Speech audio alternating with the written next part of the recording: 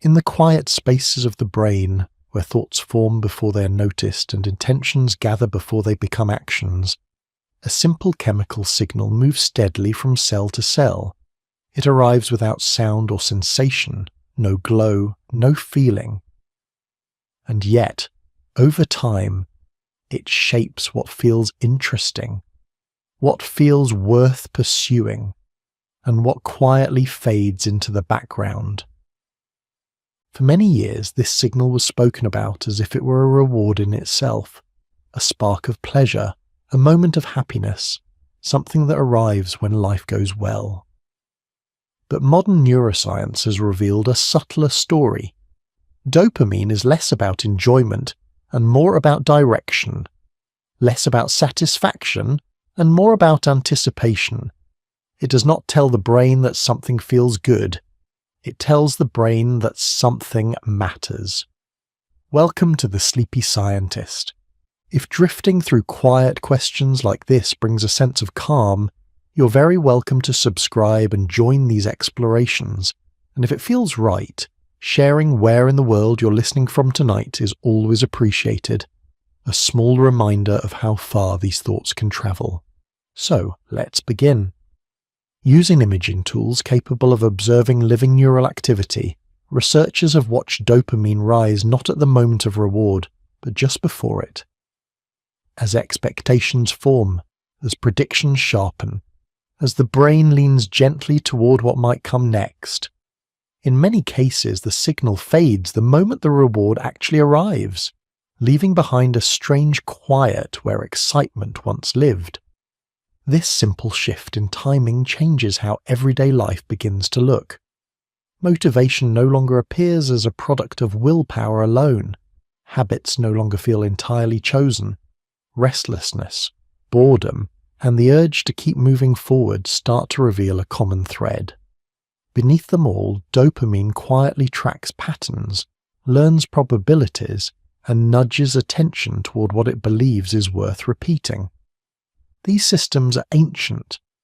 Long before screens, schedules, or modern distractions, dopamine helped organisms learn where food appeared, which paths were safe, and when effort was likely to pay off.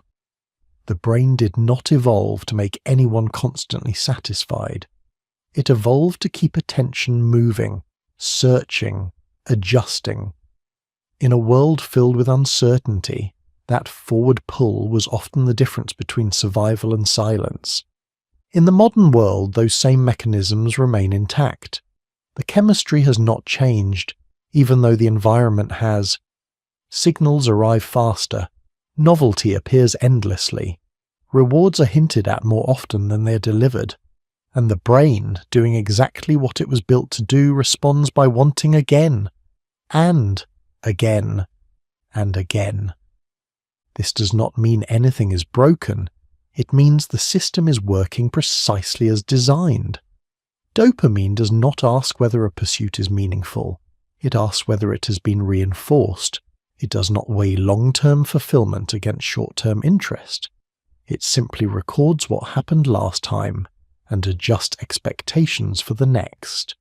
Tonight's exploration moves slowly through that landscape, not to judge it, not to control it, but to understand it, to follow dopamine as it shapes motivation, attention, habit, and desire, to notice the difference between signals that sustain and signals that exhaust, and to gently untangle the idea that wanting more is a personal failure rather than a biological pattern. Along the way, familiar experiences may begin to feel less mysterious. The quiet drop after finishing something long anticipated, the strange pull toward distractions that no longer feel rewarding, the sense of being driven without quite knowing why. These are not flaws, they are signatures, traces left behind by a learning system that never truly stops scanning the future. Understanding dopamine does not mean mastering it. It does not offer a switch to turn off desire or a shortcut to constant calm. What it offers instead is perspective, a way to see behavior not as a reflection of character, but as the outcome of signals, timing, and repetition unfolding beneath awareness. As this journey continues, there is no need to take notes or draw conclusions. The ideas are meant to drift in gently, one at a time, to settle where they may, to offer clarity without urgency. For now, let attention rest, let curiosity soften, and allow the quiet chemistry of the brain to reveal itself, slowly. Dopamine is often spoken about as if it were a feeling, a rush, a spark of pleasure, a kind of internal applause when something goes well. But inside the brain, dopamine is none of those things. It does not feel like anything at all. It has no emotional texture of its own. It is instead a messenger, a small chemical signal that passes quietly between brain cells, carrying information rather than emotion. To understand dopamine properly, it helps to picture the brain not as a single thinking organ, but as a vast network of individual cells. Each of these cells, called neurons, is separated from the next by a tiny gap. They do not touch. Information crosses that gap using chemical messengers released by one cell and received by another. Dopamine is one of those messengers. It is what neuroscientists call a neurotransmitter, a substance whose job is to transmit signals across those microscopic spaces. When a neuron releases dopamine, it is not creating pleasure or motivation in a direct sense. It is sending a signal that something important has happened or is about to happen. That signal changes how the receiving neuron behaves. It might become more likely to fire again. It might strengthen a connection. It might adjust how future signals are interpreted. Over time, these small adjustments shape patterns of thought and behavior, even though the person experiencing them never feels dopamine itself. This is where confusion often begins. Because dopamine is involved in reward, learning, and motivation, it is easy to assume that dopamine is the reward. But chemically, that is not the case. Pleasure, enjoyment, and satisfaction involve many systems working together, including other neurotransmitters and brain regions. Dopamine's role is more subtle. It marks significance. It highlights what should be noticed, remembered, or repeated. One way to think about dopamine is as a highlighter rather than a reward. When dopamine is released, the brain is being told quietly and efficiently that something matters, that something might be food, novelty, progress, or even the possibility of a future outcome. The signal does not say whether that thing is good or bad, healthy or unhelpful. It simply increases the likelihood that the brain will pay attention and learn from it. Brain cells are constantly communicating like this. Electrical activity moves within each cell, while chemical signals move between them. Dopamine participates in specific pathways, meaning certain routes through the brain where its influence is strongest. These pathways connect areas involved in movement, learning, motivation, and decision-making. When dopamine activity changes in these circuits, behavior often changes as well. Sometimes in ways that feel intentional, and sometimes in ways that feel automatic. It is important to pause here and clear away one common misunderstanding. Dopamine is not a happiness chemical. Happiness is not stored in a molecule. There is no single substance that, when increased, guarantees contentment. The brain does not work in that kind of simple arithmetic. Dopamine does not create joy, and low dopamine does not automatically create sadness. Instead, dopamine helps the brain decide what to pursue, what to repeat, and what to ignore. Another misunderstanding comes from the idea that more dopamine is always better. In reality, the brain is built around balance. Dopamine levels rise and fall constantly, adjusting to context, expectation, and experience. Too little dopamine activity in certain pathways can make movement or motivation difficult. Too much activity in other pathways can make attention unstable or behavior repetitive. The goal is not maximum dopamine, but appropriate signaling. To see why dopamine is better understood as a signal than a sensation, it helps to look at what happens when it is released. Dopamine does not flood the entire brain. It is released in specific locations, in specific amounts, at specific times. Those releases are often brief. They act more like punctuation marks than paragraphs. A small burst can strengthen a connection between neurons, making a particular pattern more likely to occur again in the future. Over time, these patterns accumulate. The brain learns what tends to lead to outcomes it considers important. This learning happens even if the outcome is no longer enjoyable, or even if it becomes actively frustrating. Dopamine does not track satisfaction. It tracks patterns and predictions. It helps the brain answer a very simple question over and over again. What should be done next? This is why dopamine is so closely tied to learning. When something turns out better than expected, dopamine signaling often increases. When something turns out worse than expected, dopamine signaling often decreases. These changes help the brain adjust its predictions. The brain is constantly comparing what it thought would happen with what actually happened, and dopamine is one of the tools it uses to update that internal model. Because of this, dopamine is deeply involved in habit formation. When a behavior is followed by a dopamine signal, the brain becomes more likely to repeat that behavior in similar circumstances. This happens gradually, often without conscious awareness. It does not require enjoyment, intention, or reflection. It requires repetition and signaling. Over time, actions that once felt deliberate can begin to feel automatic. This signaling role is also why dopamine is often misunderstood as motivation itself. Motivation feels like energy or drive, but dopamine is not the feeling of being motivated. It is part of the system that makes certain actions more likely to be chosen. It increases the probability that attention will shift in a particular direction. It biases decision-making gently and persistently without announcing itself. Pop culture often compresses all of this into a single phrase. Dopamine equals pleasure. Dopamine equals reward. Dopamine equals happiness. These shortcuts are understandable, but they blur important distinctions. They turn a signaling system into a sensation and a learning mechanism into an emotion. The result is a story that feels intuitive but misses what dopamine actually does. A more accurate picture is quieter and less dramatic. Dopamine is a chemical messenger that helps the brain learn from experience. It marks patterns. It adjusts expectations. It nudges behavior. It does not decide what is meaningful in a philosophical sense. It does not evaluate whether something aligns with values or long-term well-being. It simply records what happened and prepares the brain for what might happen next. Seen this way, dopamine is neither friend nor enemy.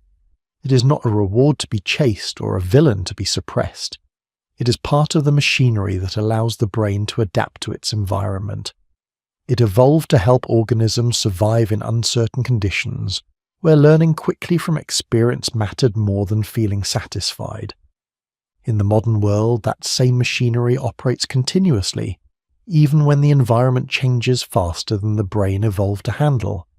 But at its core, dopamine remains what it has always been: a signal, a messenger, a quiet chemical note passed from one cell to another, shaping behavior not through force or feeling, but through learning. Understanding dopamine in this way does not solve every question about motivation or habit, but it does replace mystery with clarity. It shifts the focus from chasing feelings to understanding signals, and it opens the door to seeing behavior not as a reflection of character, but as the outcome of countless small messages passed through a living network, doing its best to predict what comes next. For much of modern history, dopamine has carried a reputation it never quite earned. It became known as the brain's pleasure chemical, the source of enjoyment, satisfaction, and happiness itself. The idea settled comfortably into popular understanding because it felt intuitive. When something feels good, something in the brain must be responsible. Dopamine, already associated with reward, seemed like the obvious candidate. That story did not appear out of nowhere. Early neuroscience often relied on indirect evidence. Researchers noticed that dopamine activity increased in situations involving reward. Animals worked harder for food when dopamine systems were active. Certain drugs that boosted dopamine made experiences feel more compelling. From the outside, it looked like dopamine was producing pleasure directly. But the brain rarely cooperates with simple explanations. As methods improved, especially with the ability to measure neural activity more precisely, cracks began to appear in the pleasure story. Dopamine activity did not always line up with enjoyment. In some cases, dopamine increased even when an experience was neutral, frustrating, or no longer pleasant at all. In other cases, people reported pleasure without any clear surge in dopamine. Something did not add up. The turning point came when researchers began paying close attention to timing. Instead of asking whether dopamine was present during pleasurable experiences, they asked when it appeared. What they found was subtle but important. Dopamine often peaked just before a reward, not during it. The signal rose as an outcome was anticipated, not as it was consumed. This shifted the entire picture. Imagine walking toward a bakery you enjoy. Long before the first bite, something changes. The smell reaches you down the street. You imagine the taste. Your pace might quicken without conscious effort. That sense of pull, of interest, of leaning forward into what is coming, is closely tied to dopamine activity. By the time the pastry is actually eaten, the signal has often already faded. The pleasure itself involves other systems working together. Sensory processing, emotional centers, memory, and context all contribute to enjoyment. Dopamine's role is to flag the moment as significant ahead of time. It helps prepare the brain to act, to approach, to engage. It is less like the applause at the end of a performance, and more like the rising hush just before the curtain lifts. This distinction explains why dopamine was so easily mistaken for pleasure. Anticipation often feels good. In many cases, it feels better than the reward itself. When dopamine activity rises during anticipation, the mind naturally links that feeling to enjoyment. But chemically, the signal is not producing pleasure. It is producing readiness. Everyday life is filled with examples of this. The excitement before opening a message can feel stronger than the message itself. Planning a trip can be more energizing than being on the trip. Starting a project often feels easier than finishing it. These are not personal quirks. They reflect a brain system that responds more strongly to what might happen than to what is already happening. Another reason dopamine became linked to pleasure is that it plays a role in learning from rewards. When something turns out better than expected, dopamine signaling tends to increase. That increase strengthens the connection between what happened just before and the outcome that followed. Over time, the brain learns which actions tend to lead to desirable results. From the outside, this learning looks like enjoyment-driving behavior. Internally, it is prediction being updated. The brain is constantly making guesses about the future. When a guess turns out to be accurate, dopamine signaling changes slightly. When a guess turns out to be wrong, the signal changes in the opposite direction. These adjustments help the brain refine its expectations. Pleasure is not required for this process. Only comparison is. This helps explain why dopamine remains active even when enjoyment fades. A behavior can become habitual long after it stops feeling good. The brain has learned that the behavior once mattered, and the signal continues to fire out of momentum. The system is doing its job. even if the experience itself has lost its shine. Pop culture often compresses this into a simpler idea. Dopamine equals happiness, low dopamine equals sadness, high dopamine equals motivation. These shortcuts are appealing, but they flatten a complex system into a single emotional dimension. In reality, dopamine is more concerned with probability than pleasure. It tracks how likely an action is to lead to something the brain has learned to value. This also explains why chasing pleasure directly often feels unsatisfying. Dopamine is not designed to reward repetition of pleasure for its own sake. It responds most strongly to change, surprise, and improvement. When something becomes predictable, the signal quiets. Even if the experience itself remains pleasant, it no longer produces the same anticipatory response. That fading is not a failure of appreciation, it is a feature of learning. Once the brain knows what to expect, there is less need to highlight the moment. Dopamine steps back, having already done its work.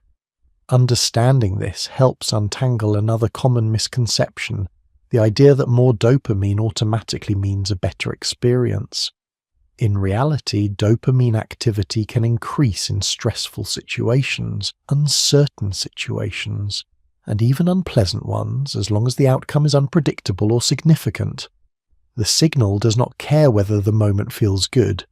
It cares whether the moment teaches something useful about what might happen next. This is why dopamine is better described as a system of wanting rather than liking. Wanting is forward-looking. It points attention toward the future. Liking is present-focused. It lives in the moment itself. The brain uses different systems for each. When those systems are confused, it becomes easy to believe that desire and enjoyment are the same thing. They are not. This distinction can be quietly reassuring. It explains why satisfaction sometimes feels brief and why the mind so quickly turns toward the next thing. It is not because enjoyment was inadequate. It is because the system responsible for anticipation has already moved on. Seen through this lens, dopamine is not stealing pleasure. It is simply not in charge of it. Its job is to prepare, to predict, and to learn. Pleasure arrives through other pathways, often more quietly and briefly than expected. The historical misunderstanding of dopamine makes sense. Early research tools were limited. The brain is difficult to observe, and human experience naturally links anticipation with enjoyment. But as understanding has deepened, a clearer picture has emerged. Dopamine is not the feeling of pleasure. It is the signal that points toward what might be worth pursuing. This does not make pleasure unimportant. It simply places it where it belongs. Enjoyment is something that happens in the present. Dopamine lives slightly ahead of that moment, shaping behavior by leaning attention toward what comes next. Correcting this misconception does not require confrontation or alarm. It simply requires a shift in perspective. When dopamine is understood as a messenger rather than a reward, many everyday experiences begin to make more sense. The excitement before, the quiet after, the urge to repeat, even when repetition no longer satisfies. Dopamine was mistaken for pleasure because it often appears alongside it. But their roles are different. One teaches the brain where to look next. The other colors the moment when something finally arrives. Understanding the difference is not about losing joy. It is about seeing the machinery beneath desire with a little more clarity and a little less confusion. The brain is not built to wait passively for the world to happen. It is built to lean forward, to guess, to anticipate. Long before an event arrives, the brain is already preparing for it, quietly sketching a picture of what it thinks will come next. This ability to anticipate the future is one of the brain's most important skills. It allows movement to be coordinated, attention to be guided, and effort to be timed. Without anticipation, every moment would arrive as a surprise, and learning would be slow and inefficient. Dopamine plays a central role in this forward-looking process, not by predicting the future itself, but by helping the brain learn how accurate its predictions are. Rather than asking whether something feels good or bad, the dopamine system asks a different question. Was this better than expected, worse than expected, or about the same as expected? The answer to that question quietly shapes future behavior. When something turns out slightly better than predicted, dopamine activity tends to increase. When something turns out worse, dopamine activity tends to decrease. When something matches expectations perfectly, the signal changes very little. Over time, these small adjustments teach the brain how reliable its predictions are. This learning happens constantly, often without awareness. Walking into a familiar room, reaching for a cup, opening an application, starting a routine. Each of these actions is guided by expectations formed through repetition. The brain is always comparing what it thought would happen with what actually happened, and dopamine helps record the difference. This difference is sometimes called a prediction gap. It is the space between expectation and reality. Dopamine does not fill that gap, it measures it. When the gap is positive, when reality slightly exceeds expectation, the signal becomes stronger. When the gap is negative, when reality disappoints, the signal weakens. Over time, the brain adjusts its expectations to reduce that gap, aiming not for constant excitement, but for accuracy. This is why surprise and novelty feel so powerful. When something unexpected happens, the prediction gap is large. The brain did not see it coming. Dopamine activity rises sharply, not because the event is necessarily pleasurable, but because it carries new information. The brain pays attention. Connections strengthen. Memory becomes more vivid. A surprise does not have to be dramatic to matter. A small change in routine, a new detail in a familiar place, a different outcome than usual. These moments stand out because they challenge the brain's predictions. Dopamine responds by highlighting them, ensuring they are noticed and remembered. Novelty works in a similar way. When something is new, the brain has no reliable model for it yet. Predictions are uncertain. Each interaction provides valuable data. Dopamine activity reflects this uncertainty, rising as the brain gathers information and slowly learns what to expect. As familiarity increases, novelty fades. Predictions become more accurate. The signal softens. This is not boredom arriving suddenly. It is the brain saying that it has learned enough for now.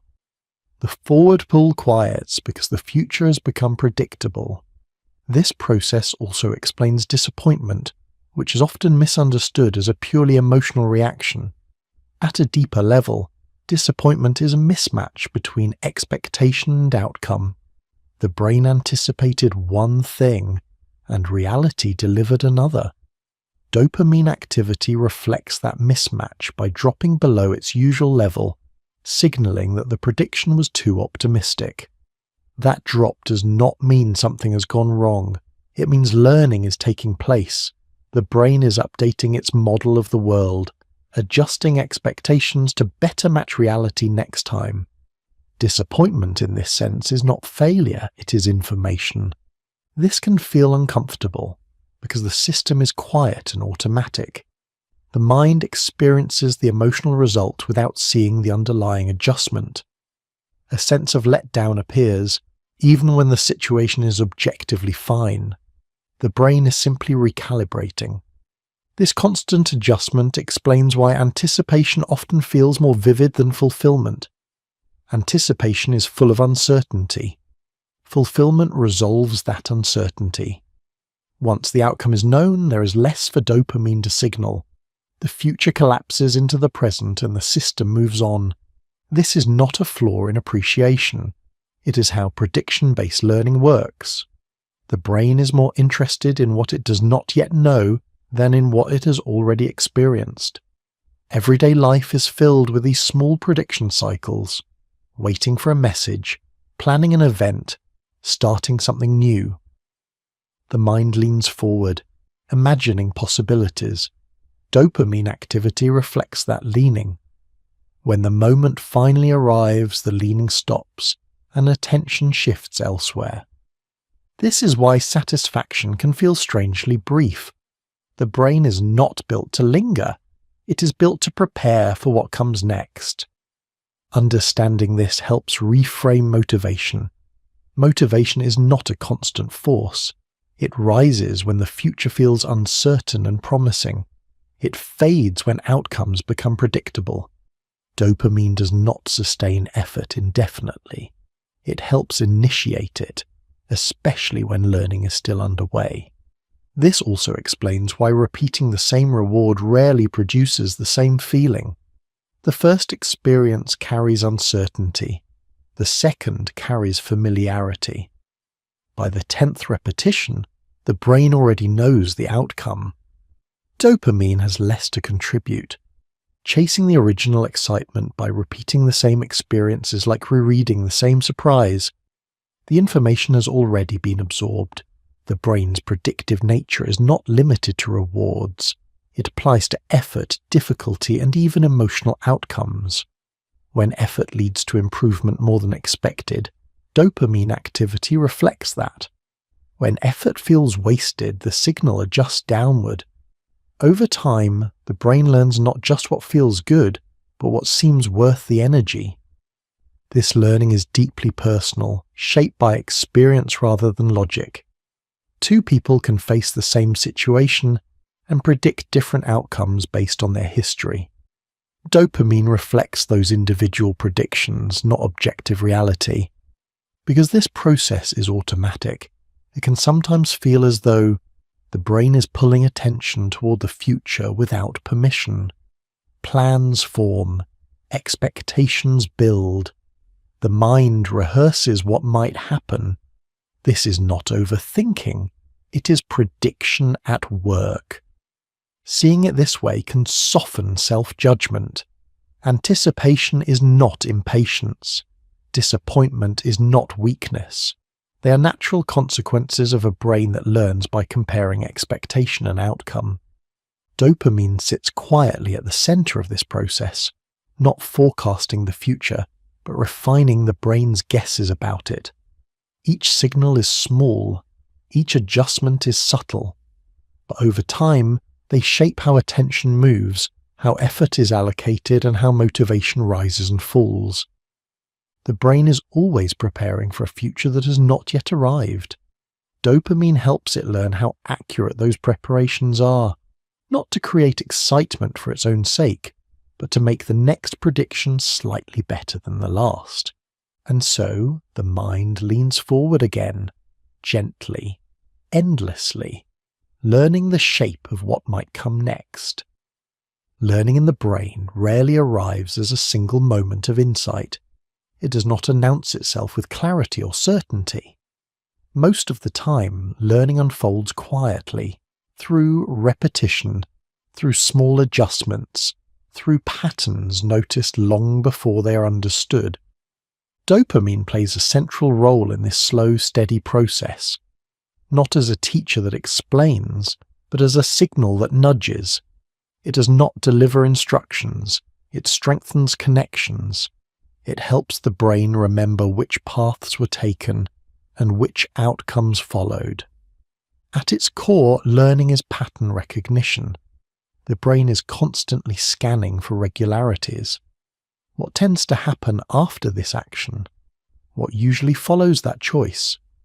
Over time, these observations are woven into expectations, and expectations begin to guide behavior.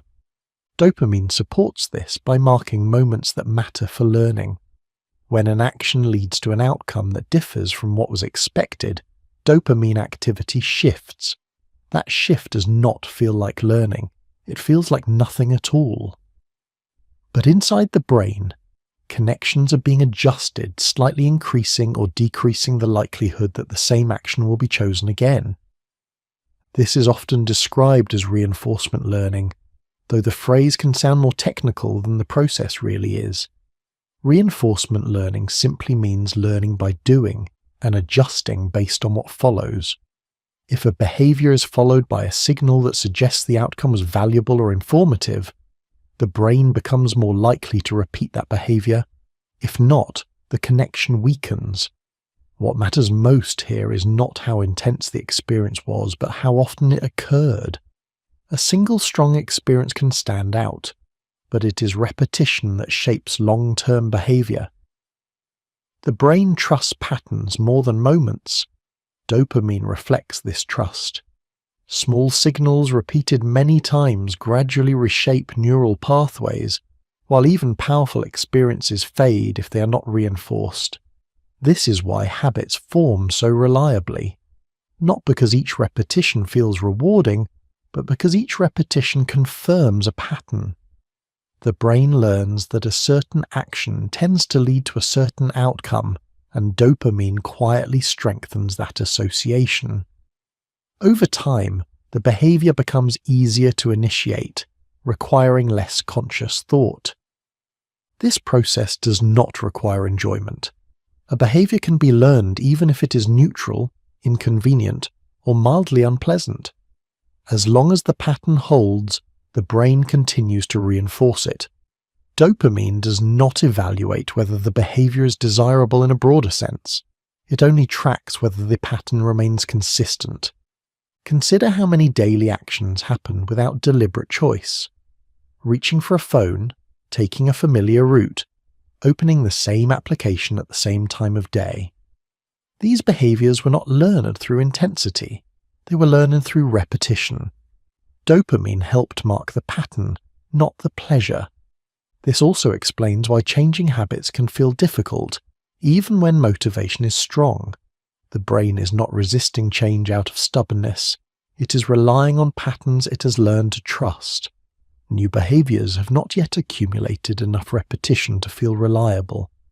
Dopamine signals reflect this uncertainty, offering less reinforcement until the pattern proves itself over time. Learning in this sense is conservative. The brain does not rush to rewrite its expectations. It waits for evidence. Repetition provides that evidence. This gradual shaping is especially clear when learning new skills. Early attempts often feel effortful and awkward. The brain is still mapping the relationship between action and outcome. Dopamine signals rise and fall as predictions are tested and refined. With practice, movements become smoother, decisions quicker, and effort more efficient. The skill has not suddenly improved. The pattern has simply become familiar. Importantly, dopamine does not store memories itself. It influences which connections are strengthened, making certain patterns easier to access in the future. Memory, attention, and emotion all work alongside it. Learning is a group effort inside the brain, with dopamine acting as one of the quieter coordinators. Because this process is slow, it can be easy to overlook. Learning often happens beneath awareness. One day, a behavior simply feels automatic. A task that once required focus now happens without effort. The brain has absorbed the pattern, and dopamine has done much of its work behind the scenes. This quiet efficiency can sometimes be surprising. People often assume that strong motivation or intense emotion is required for learning. In reality, consistency matters far more. Small, repeated actions reshape the brain more reliably than rare bursts of enthusiasm. There is a subtle reassurance in this. It means that learning does not depend on feeling inspired every time. It depends on showing up again and again, even when the experience feels unremarkable. Dopamine responds to the pattern, not the mood. At the same time, this explains why unhelpful behaviors can become ingrained just as easily as helpful ones. The brain does not distinguish between them at the level of learning. If a behavior is repeated and followed by a consistent outcome, dopamine reinforces it. The system is neutral. It records what happens, not what should happen. Understanding this can soften self-criticism. Habits are not a reflection of character or willpower. They are the result of patterns learned over time. Dopamine helped build them gradually, through countless small signals that went unnoticed. Breaking or reshaping those patterns follows the same rules. New behaviors must be repeated. New outcomes must be experienced consistently. The brain needs time to update its expectations. Dopamine will not instantly reward a new path just because it is chosen intentionally. It waits for evidence. This patience is built into the system. It protects the brain from changing too quickly in response to noise or chance. Learning, after all, is about reliability. Seen this way, dopamine is less like a switch and more like a dimmer. Each repetition adjusts the light slightly, brightening some pathways and allowing others to fade. No single action determines the outcome. The pattern does. Over time, these adjustments accumulate. Behaviors strengthen, choices narrow, actions begin to feel familiar, even inevitable, not because they were decided consciously, but because the brain has learned what usually comes next. Dopamine teaches the brain quietly. It does not lecture or explain. It observes, records, and adjusts. It turns experience into expectation, and expectation into habit. And because this teaching happens slowly, gently, and persistently, it shapes behavior in ways that feel natural rather than imposed. Learning becomes less about effortful change and more about the steady influence of repetition, guiding the brain toward what it has come to expect. In this quiet way, dopamine helps the brain learn the shape of its own world, one small pattern at a time. Much of daily life runs on autopilot. Actions unfold without deliberation. Hands move before a decision is felt. Thoughts drift toward familiar paths. By the time awareness arrives, the behavior is already underway. These moments are often described as habits, but that word can make them sound deliberate, as though they were consciously chosen and carefully maintained.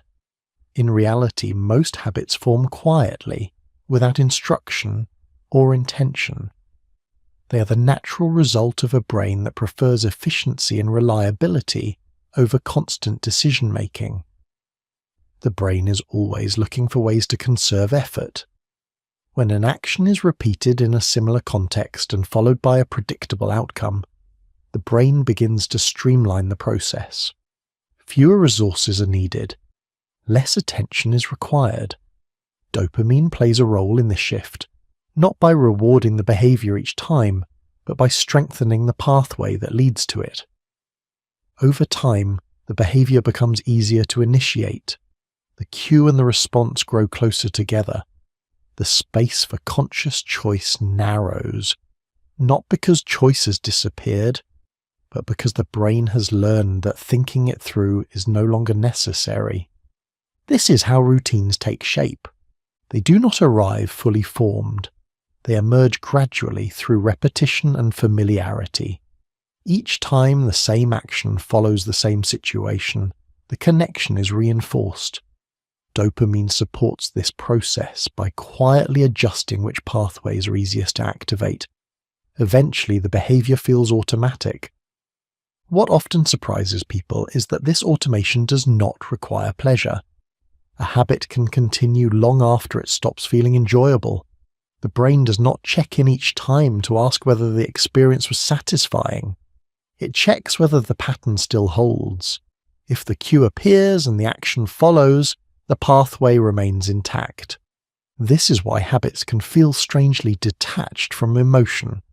An action may no longer feel rewarding, yet the urge to perform it still arises. The brain has learned the sequence, and dopamine helps secure it. Enjoyment was never a requirement. This can be confusing, especially when habits are discussed as if they are driven by desire alone. In reality, many habits persist because they are familiar, not because they are pleasurable.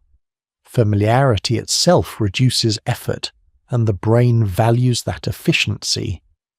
Unconscious repetition is not a flaw, it is a feature. Without it, every small decision would require attention. Every morning routine would feel new. Every learned skill would demand full focus. Automation allows the brain to reserve its resources for situations that are uncertain or novel. Consider how often actions happen without awareness. Walking a familiar route, locking a door, checking the time. These behaviors are not rehearsed consciously. They unfold because the brain has practiced them enough times to trust the outcome. Dopamine's role here is subtle. It does not push the behavior forward with excitement. It simply maintains the strength of the pathway. Each repetition confirms that the sequence still works. The signal may be small, but it is consistent. This consistency is what gives habits their staying power. Importantly, this process is neutral.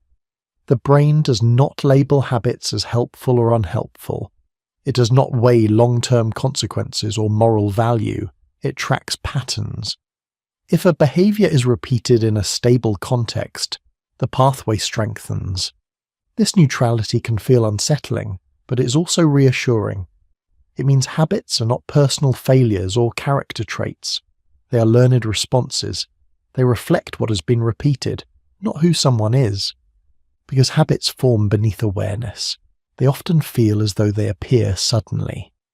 One day, a behavior is noticed, and it seems to have been there all along.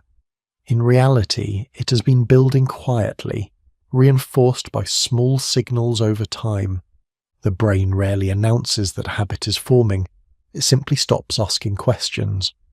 Once a routine is established, the brain shifts into maintenance mode. Less dopamine is needed to initiate the action. Less attention is required to carry it out. The behavior becomes part of the background rhythm of daily life. This efficiency is useful, but it can also make habits feel stubborn. When a familiar behavior is interrupted, the brain notices the absence. The expected pattern is missing. This mismatch can create a sense of discomfort or restlessness, even if the habit itself was not especially enjoyable. That discomfort is not craving in the emotional sense. It is prediction at work. The brain expected one sequence and received another. Dopamine signaling reflects that mismatch, highlighting the change. Understanding this can soften frustration. The pull toward familiar actions is not a lack of discipline. It is the brain reacting to a broken pattern. Habits also explain why intention alone is often insufficient for change. Wanting to act differently does not immediately erase existing pathways. The brain still recognizes the old pattern as reliable. New behaviors feel awkward because they are, from the brain's perspective, unproven. Dopamine does not rush to reinforce a new routine just because it has been chosen consciously. It waits, it watches, it looks for repetition. This patience can feel discouraging, but it is also protective. It prevents the brain from changing course too quickly in response to noise, mood, or chance. Stability matters. Because habits are built on repetition rather than pleasure, they can coexist with dissatisfaction. A person can feel bored, annoyed, or indifferent and still perform the same routine. The brain is following a script it has learned to trust. This is why breaking habits often requires more than removing enjoyment. Even when pleasure fades, the pathway remains. The brain needs time and new evidence to adjust its expectations. Seen this way, habits are not rigid structures, they are ongoing predictions. As long as the pattern continues, the prediction holds. When the pattern changes consistently, the prediction updates. There is no moment when a habit suddenly disappears, it slowly loosens. Understanding how habits form before they are noticed brings a sense of gentleness to the process. It removes blame. It replaces frustration with explanation. Habits are not commands issued by the brain. They are shortcuts it has learned through experience. Dopamine supports this learning quietly without drama. It does not care whether the habit feels good or bad. It cares whether the pattern repeats. And because this system is neutral, it is also flexible. What has been learned through repetition can be reshaped through repetition as well. Not quickly, not forcefully, but gradually. as the brain encounters new patterns often enough to trust them. Habits form before awareness arrives because the brain is always learning in the background. By the time something is noticed, the learning has already taken place.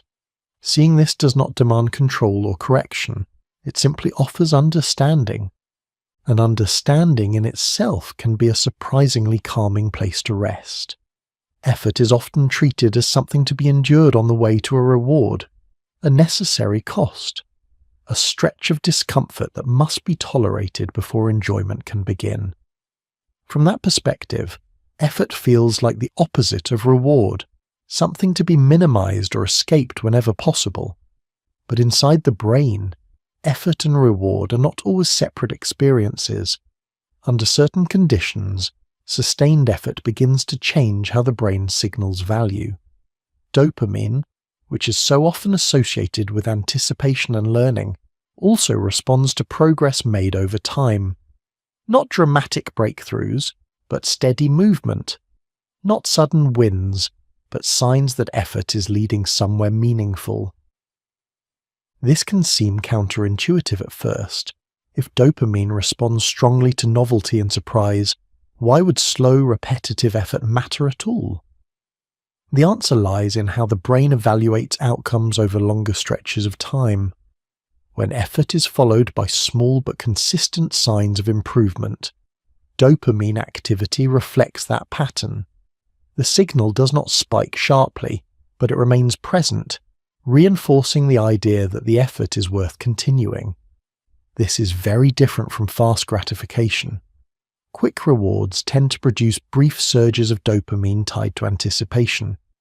They arrive quickly, resolve uncertainty, and then fade. The brain registers them as complete. There is little left to learn. Once the outcome is predictable, the signal quiets. Sustained effort works on a different timescale. The outcome is not immediately known. Progress is gradual. Each step provides new information about what is possible. Dopamine responds not to the final result, but to the unfolding process. The brain begins to associate effort itself with forward movement. Over time, this association can change how effort feels. What once seemed purely draining can begin to carry a sense of direction. Not excitement exactly, and not pleasure in the usual sense, but something steadier. A quiet sense that the energy being spent is not wasted. This is why effort can feel meaningful in retrospect, even if it did not feel enjoyable in the moment. While the effort was ongoing, dopamine signals were helping the brain learn that persistence led to change. Once the process is complete, that learning remains.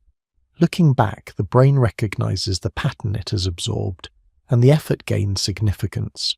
Importantly, this does not require intensity. In fact, intensity can work against this process. When effort is overwhelming or erratic, the brain has difficulty extracting a reliable pattern. Dopamine responds best to consistency. Small actions repeated over time provide clearer signals than occasional bursts of exertion. This is why gradual progress often feels more stable than sudden success. When improvement unfolds slowly, the brain has time to integrate the relationship between effort and outcome. Dopamine activity reflects that integration, reinforcing the behavior without dramatic peaks or crashes. There's also a timing difference. Fast gratification tends to concentrate dopamine activity before the reward arrives. The excitement is front-loaded. Once the reward is received, the signal fades. With sustained effort, dopamine activity is more evenly distributed. It accompanies the process rather than clustering around a single moment. This distribution matters. When dopamine is tied to a process rather than a payoff, motivation becomes less dependent on immediate results. Effort does not need to be constantly justified by visible rewards. The brain has learned that progress itself is informative. This does not mean effort always feels good. Often it does not. There may be boredom, resistance, or fatigue along the way. Dopamine does not erase these sensations. It simply helps the brain track whether the effort continues to produce change. When it does, the signal supports persistence quietly, without enthusiasm or urgency. Patience emerges naturally from this process, not as a virtue to be practiced, but as a byproduct of learning. As the brain becomes familiar with delayed outcomes, it grows more comfortable with waiting. Dopamine activity reflects the expectation that effort will pay off eventually, even if the payoff is not immediate. Time plays an essential role here. The brain needs repeated evidence before it adjusts its expectations. Early stages of effort often feel unrewarding because the pattern has not yet been established. Dopamine signals are cautious. They do not commit until reliability is demonstrated. This can make beginnings feel difficult. The effort has started, but the brain has not yet learned that it leads somewhere. Without that learning, motivation feels fragile. This is not a lack of discipline. It is the brain withholding judgment until it has enough data. As effort continues, something subtle can shift. The brain begins to anticipate progress itself, not a final outcome, but the next small step. Dopamine activity starts to align with continuation rather than completion. The reward becomes the sense that the process is unfolding as expected. This helps explain why stopping partway through a long effort can feel uncomfortable, even when rest is needed. The brain has learned to expect forward motion. When that motion pauses unexpectedly, prediction is interrupted. Dopamine signaling reflects that disruption, drawing attention to the pause. Again, this is not desire or craving in the usual sense. It is prediction at work. The brain has learned a pattern and is momentarily surprised when it breaks. Slow rewards also tend to feel different when they finally arrive. They're often quieter, less dramatic, more stable. The brain has already integrated much of the value during the process itself. The final outcome confirms what was learned rather than delivering a sudden surge. This can be puzzling in a culture that celebrates visible results. Why does something long works toward feel less thrilling than expected? Because the learning already happened. Dopamine did its work gradually. The future became familiar before it arrived. Understanding this helps reframe effort. It is not simply a means to an end. It is part of how the brain learns what is worth doing. When effort is sustained and consistent, dopamine helps weave it into a pattern that feels reliable. This does not turn effort into pleasure. It turns effort into something intelligible, something the brain recognizes as purposeful. There is no need to force this process or accelerate it. Dopamine does not respond well to pressure. It responds to patterns observed over time. When effort is steady and expectations are realistic, the system adapts naturally. Seen this way, effort becoming its own reward is not about enjoying struggle. It is about learning trust. Trust that energy spent today contributes to understanding tomorrow. Trust that repetition shapes expectation. Trust that progress does not always announce itself loudly. Dopamine supports this trust quietly. It does not promise excitement. It offers continuity. And in a brain that learns by comparing what was expected with what unfolds, that continuity can be enough to keep moving forward, one small step at a time. Some signals in the brain move slowly. They build over time, shaped by repetition and patience. Others arrive quickly, flash brightly, and disappear almost as soon as they are noticed. Dopamine is involved in both, but the patterns they create are very different. Fast signals tend to follow the same basic structure. Something unexpected appears. Attention snaps toward it. Anticipation rises. Dopamine activity briefly increases as the brain prepares for whatever might come next. Then the outcome arrives. Uncertainty collapses and the signal fades. The entire cycle can unfold in seconds. This kind of loop feels compelling because it is efficient. The brain receives new information quickly. Predictions are tested rapidly. Each cycle offers a small update about what might happen if the same cue appears again. From the brain's perspective, this is learning at high speed. The appeal is not the outcome itself, but the pace. Fast signals compress anticipation and resolution into a short window. The brain barely has time to settle before the next cue arrives. Dopamine responds to this rapid turnover, rising again as soon as a new possibility appears. What makes these loops feel powerful is their frequency. When signals arrive often, the brain stays in a state of readiness. Attention remains slightly forward-leaning, scanning for the next update. Dopamine activity does not spike dramatically, but it remains active enough to keep interest alive. This can create the impression of engagement, even when satisfaction is brief. The key detail is that these signals are short-lived. Because the outcome is resolved quickly, there is little time for deeper learning to take place. The brain gathers information, but the pattern rarely stabilizes. Each signal stands alone, disconnected from a larger arc of progress. As a result, the feeling that follows is often flat. The anticipation was there, the resolution happened, but nothing meaningful accumulated. Dopamine has already moved on, ready to respond to the next cue. Novelty plays a central role here. When something is new, the brain does not yet know what to expect. Predictions are uncertain, and dopamine activity reflects that uncertainty. Each new stimulus carries information simply because it has not been seen before. As soon as novelty fades, so does the signal. The brain quickly learns what to expect. Without uncertainty, there is less need for dopamine to highlight the moment. The cycle ends, not because something went wrong, but because the brain has already learned what it needs. Alerts, notifications, and rapid updates fit neatly into this pattern. Each one presents a small unknown. Is it important? Is it interesting? Does it require action? Dopamine responds to the question itself, not necessarily the answer.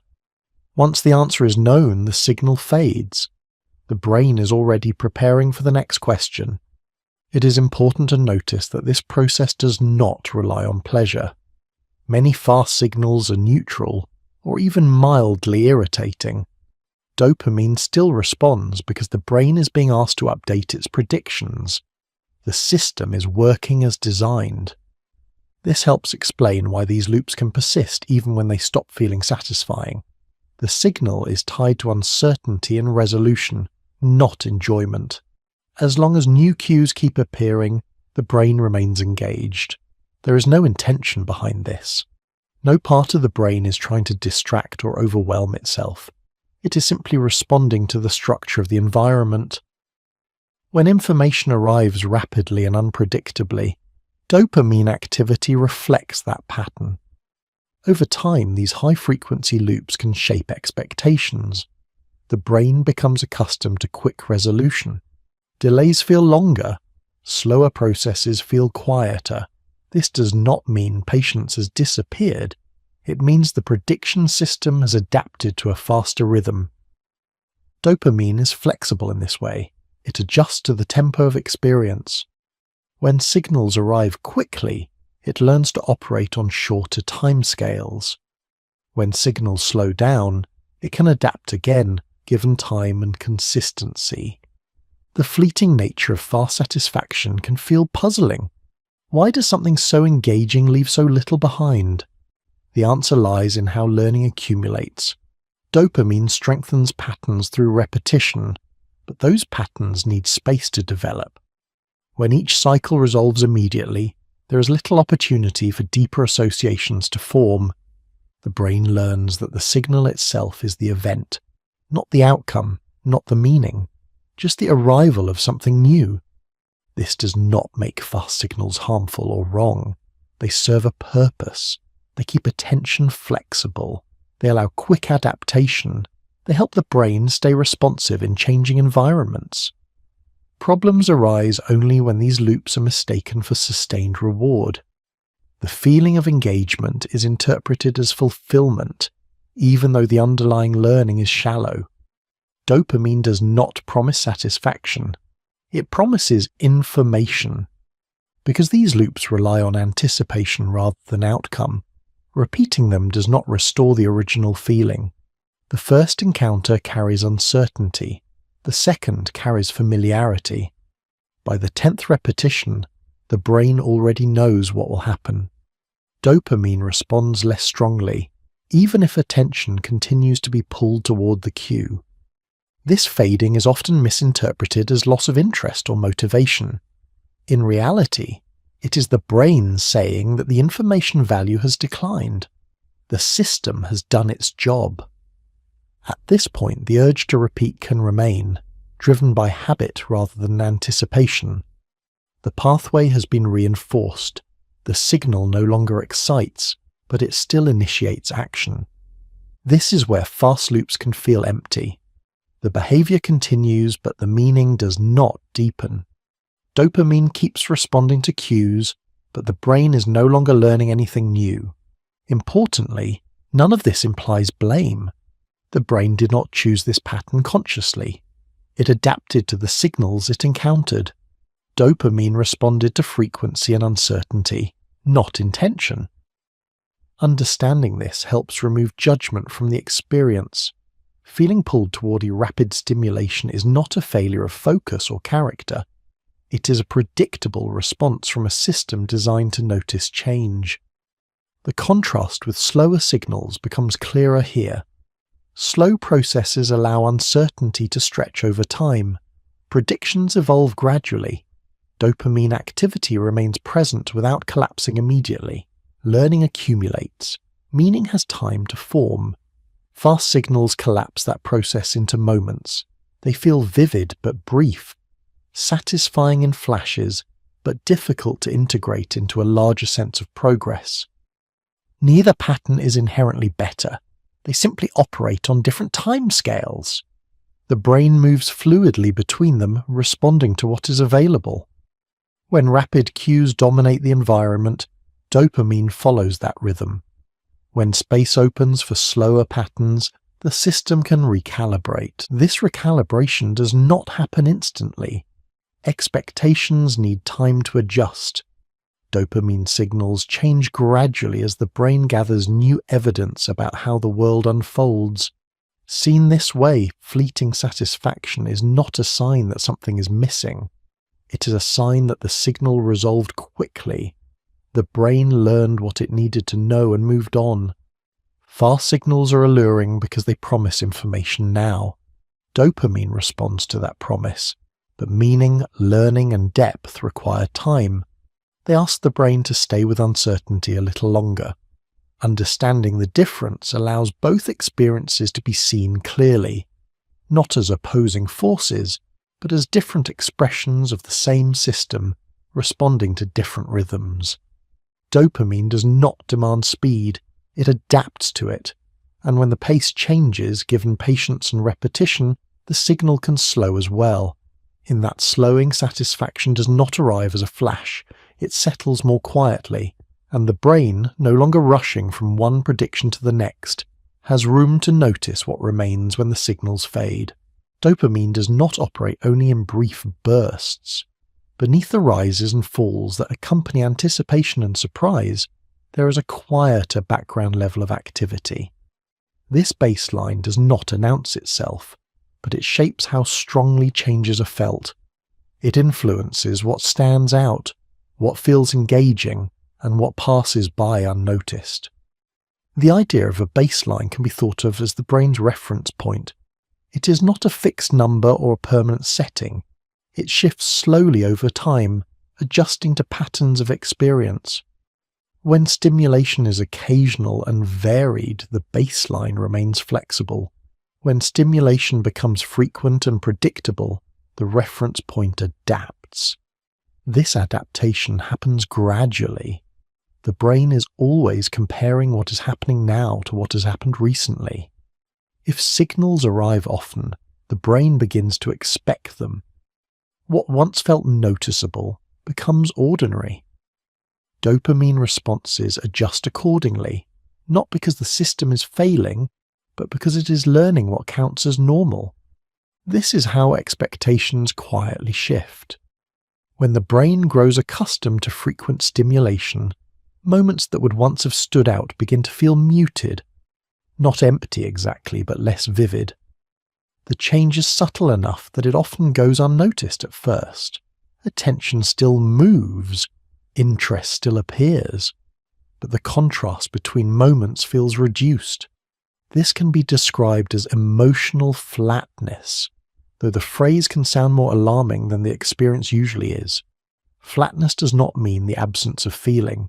It means fewer peaks, less variation. The emotional landscape becomes smoother, with fewer sharp rises and falls. From the brain's perspective, this makes sense. If stimulation is constant, strong reactions become inefficient. Dopamine adjusts to maintain sensitivity to change, not to maintain intensity. The baseline rises slightly so that only larger deviations stand out. This is not a sign that something is broken. It is the same process that allows the eyes to adjust to brightness, or the ears to adapt to background noise. The nervous system is designed to recalibrate. Importantly, this recalibration is reversible. Baseline shifts are not permanent states. They reflect recent patterns, not fixed traits. When the rhythm of stimulation changes, the brain updates its expectations again. Dopamine activity adjusts slowly, but it does adjust. Understanding this helps explain why periods of constant input can make quieter moments feel strangely dull. It is not that those moments lack value. It is that the brain has temporarily learned to expect more frequent signals. In the absence of those signals, the prediction system notices the difference. This noticing can feel like restlessness or mild dissatisfaction. The brain is waiting for a cue that has not yet arrived. Dopamine signaling reflects that expectation, not because something is wrong, but because a familiar pattern has paused. Over time, if the quieter pattern continues, the baseline shifts again. What once felt flat begins to feel spacious. Subtle details regain contrast. The system recalibrates to the new rhythm. This process takes time because the brain is cautious. It does not change its reference point based on a single experience. It looks for consistency. Repeated evidence is needed before expectations are updated. That caution is protective.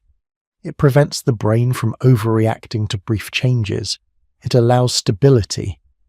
Emotional flatness, when it appears, is often temporary. It reflects a mismatch between recent expectations and current experience. Dopamine signaling highlights that mismatch, encouraging attention to the difference. This does not require intervention or alarm. The brain is already doing what it needs to do. It is adjusting. Another common misunderstanding is the idea that baseline dopamine can be permanently depleted or exhausted. In healthy brains, this is not how the system works. Dopamine is produced, released, and regulated continuously. Baseline levels shift in response to experience, but they are not used up in the way fuel is consumed. The system is dynamic, not fragile. This distinction matters because it reframes how changes in mood or interest are interpreted. A period of reduced excitement does not mean that enjoyment is gone for good. It often means that expectations have been set high by recent patterns, and the system is in the process of recalibrating. The brain learns from contrast. When contrast decreases, so does the signal. When contrast returns, so does sensitivity. This is why baseline shifts are best understood as adaptations rather than problems. They reflect a nervous system that is responsive to its environment. The same flexibility that allows rapid engagement also allows gradual settling. From a longer view, this adaptability is reassuring. It means that no state is fixed. The brain remains capable of change, even when change feels slow. Patience is built into the system, not as a moral quality, but as a biological feature. Dopamine adjusts over days and weeks, not moments. Baseline levels follow trends, not impulses. This also explains why attempts to force change often feel ineffective. The brain does not respond to sudden commands, it responds to patterns. When the pattern shifts and remains stable, the baseline follows. Calm pacing matters here. Rapid alternation between extremes makes learning difficult. Consistency allows the brain to update its reference point with confidence.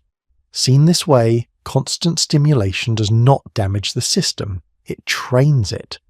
And training can be unlearned, not through effort, but through exposure to different rhythms.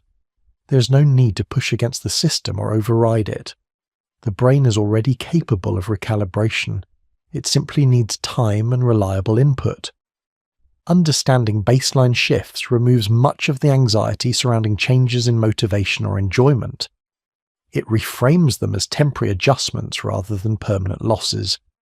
Dopamine is not withdrawing or retreating. It is adapting to what it has recently encountered. As patterns change, expectations follow. As expectations follow, sensitivity returns. This process unfolds quietly, beneath awareness, guided by the same learning mechanisms that shaped interest in the first place. With steady pacing and time, the baseline settles into a new balance, one that reflects the current rhythm rather than the past one. Nothing is broken, nothing is lost. The system is simply learning again. Motivation is often imagined as a pleasant force, a feeling of energy, clarity, or enthusiasm that arrives and makes action feel easy. When motivation does not feel like that, it is often assumed to be missing altogether. But inside the brain, motivation rarely announces itself as enjoyment.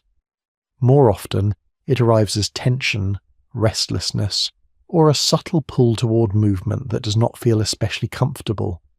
This discomfort is not a sign that something has gone wrong. It is a natural part of how motivation works. Dopamine, which helps guide motivation, is not designed to make effort feel good in the moment.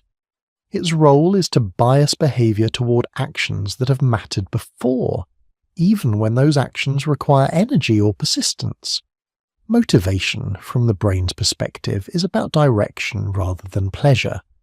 It answers the question of what to do next, not whether doing it will feel enjoyable. Because of this, motivation and enjoyment are often out of sync.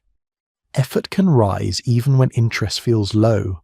Action can begin even when enthusiasm is absent. This can feel confusing, especially in a culture that equates motivation with excitement. In reality, motivation often feels more like pressure than pleasure. The brain senses that something needs to be done, that progress should continue, or that a pattern should be maintained. Dopamine activity reflects that sense of importance. It does not soften the effort. It simply increases the likelihood that the effort will occur. This helps explain why boredom and resistance often appear alongside motivation. When an action has become familiar, the brain no longer finds it novel or stimulating. Dopamine does not respond strongly to the experience itself. Yet the behavior may still feel necessary because the pattern has been learned.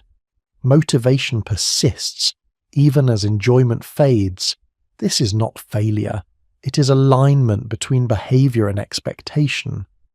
Boredom in this context is not laziness or lack of engagement. It is the brain recognizing that little new information is being gained. The task may still matter, but it no longer surprises. Dopamine activity reflects that familiarity, not a lack of value. Resistance often arises for a similar reason. The brain anticipates effort without immediate payoff. It predicts discomfort or monotony. Dopamine still signals that the action is worth doing, but the emotional systems register the cost. The result is a push and pull, a sense of being drawn forward while wanting to stay still. This experience is deeply human. Separating effort from enjoyment helps clarify it. Effort is the expenditure of energy. Enjoyment is a response to experience. They are governed by different systems. They can overlap, but they do not depend on each other. Motivation lives closer to effort than to enjoyment. Understanding this reduces guilt around low motivation. Feeling unmotivated does not necessarily mean that something is wrong or that a person lacks discipline. Often, it means that the brain is facing a task that is familiar, effortful, or slow to resolve. Dopamine may still be guiding behavior, but without the emotional lift that is often expected. There is also a timing mismatch at work. Motivation often arrives before satisfaction. The brain pushes toward action based on past learning, not on how the action will feel right now. Satisfaction, if it arrives at all, tends to appear later, sometimes long after the effort is complete. Expecting motivation to feel good in advance sets up unnecessary disappointment. The system was never designed to provide that guarantee. This perspective also softens the idea of low motivation as a personal flaw. Motivation fluctuates because the brain is constantly updating its expectations. Fatigue, context, recent experiences, and uncertainty all influence how strongly dopamine signals guide behavior. These fluctuations are normal. Periods of low motivation often coincide with reduced novelty or unclear outcomes. The brain is less certain about what lies ahead. Dopamine signals are cautious. This does not mean effort is pointless. It means the system is waiting for clearer patterns to emerge. During these periods, resistance can feel louder, tasks feel heavier, progress feels slower. The temptation is to interpret this as failure, but from the brain's perspective, it is simply a moment of recalibration. Motivation does not disappear, it quiets. Compassion matters here. Treating low motivation as something to be fixed or forced can increase tension without restoring direction.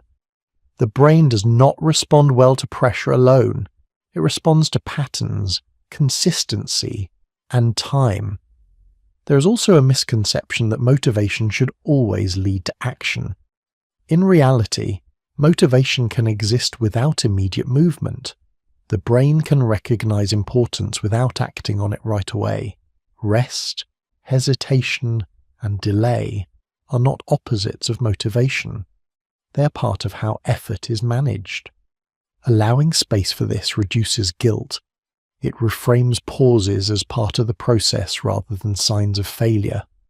Gentle humor can sometimes help here, not by making light of the experience, but by acknowledging it plainly. The brain, after all, did not sign a contract promising enthusiasm. It promised learning. Motivation that does not feel good is still motivation. It is the kind that carries tasks through repetition, maintenance, and slow progress. It supports routines, commitments, and long-term patterns. It does not sparkle, but it persists. Understanding this allows motivation to be seen more clearly, not as a mood to wait for, but as a signal guiding behavior over time. Sometimes that signal is loud and energizing. Sometimes it is quiet and uncomfortable. Both are valid. Reducing guilt around motivation means accepting its uneven nature. It means recognizing that discomfort does not invalidate effort. It means allowing boredom and resistance to exist without interpreting them as failures of character. The brain is not trying to make life enjoyable at every moment. It is trying to make behavior adaptive. Dopamine helps with that, even when the experience is not pleasant. When motivation feels heavy, it is often because the system is doing exactly what it was designed to do, guiding action through uncertainty, familiarity, and effort, without promising ease or enjoyment along the way. Seen this way, motivation becomes less of a judgment and more of a signal, a quiet indication of direction, even when the path forward does not feel especially good. Attention rarely moves at random. It may feel scattered at times, pulled in many directions without warning, but beneath that movement there is a pattern. The brain directs attention toward what it believes matters most in the moment, and dopamine plays a quiet role in shaping that belief. Rather than acting as a spotlight controlled by conscious choice, attention follows signals that suggest importance, novelty, or relevance. Dopamine helps mark those signals. When dopamine activity increases in certain circuits, the brain becomes more likely to notice whatever is associated with that change. Attention drifts toward it naturally, without effort or instruction. This does not mean dopamine commands attention directly. It does not point and insist. Instead, it adjusts probability. It increases the chance that a particular thought, sensation, or external cue will rise above the background and be noticed. Over time, these small biases shape where attention tends to settle. Novelty is one of the strongest drivers of this process. When something is new, the brain has not yet learned what to expect from it. Predictions are uncertain, and uncertainty carries information. Dopamine responds to that uncertainty by highlighting the new stimulus, making it more likely to capture attention. This is why attention is often drawn to changes in the environment. A new sound in a quiet room, a sudden movement in the corner of vision, an unexpected message or update. The brain treats these moments as potentially informative. Dopamine activity reflects that possibility, nudging attention toward the source. As familiarity grows, the effect weakens. Once the brain has learned what to expect, there is less need to highlight the stimulus. Dopamine signaling softens, and attention moves on more easily. The stimulus has become part of the background. This cycle explains why attention often feels drawn toward novelty, even when the content itself is not especially interesting. The pull is not about preference or enjoyment. It is about information value. The brain is checking for updates. Distraction in this sense is not a failure of attention. It is attention doing what it evolved to do. When attention shifts unexpectedly, it's often because dopamine has flagged something as worth checking. The brain is responding to a signal, not ignoring a goal. This reframing can be relieving. It removes the idea that attention should be perfectly controlled or fixed in place. Motivation and attention are closely linked through this system. Motivation biases behavior towards certain actions. Attention biases perception towards certain inputs. Dopamine influences both by highlighting what seems relevant based on past learning. When motivation is strong, attention often follows easily. The brain expects that engaging with a task will lead to meaningful outcomes, so dopamine signaling supports sustained focus. When motivation is weaker or uncertain, attention becomes more flexible. The brain is more willing to scan the environment for alternative signals. This scanning is not avoidance, it is exploration. The brain constantly balances two needs. One is to focus on what is already known to matter. The other is to remain open to new information that might be more important. Dopamine helps manage this balance by adjusting how strongly attention is pulled toward novelty versus familiarity. Simple, everyday experiences illustrate this well. Consider trying to read while sitting in a familiar space. When nothing changes around you, attention can settle more easily.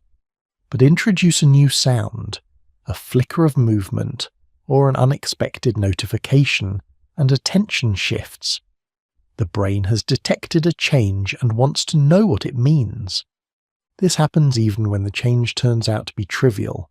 The initial pull of attention does not wait for evaluation. Dopamine responds to the uncertainty first.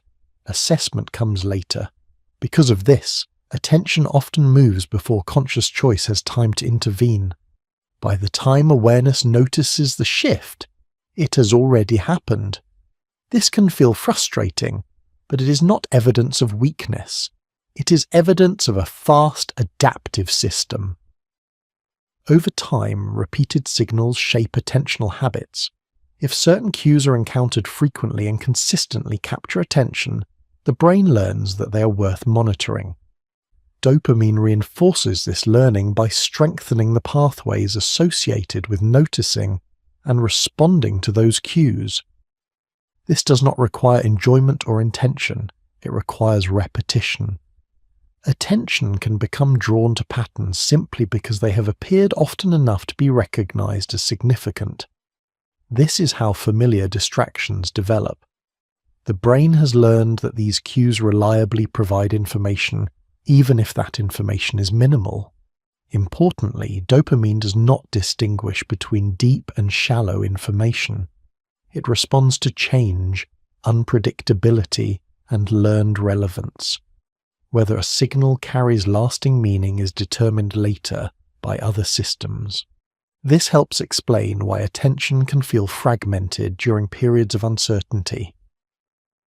When outcomes are unclear or patterns are unstable, dopamine signaling encourages broader scanning. The brain is searching for clues. Attention spreads rather than settles.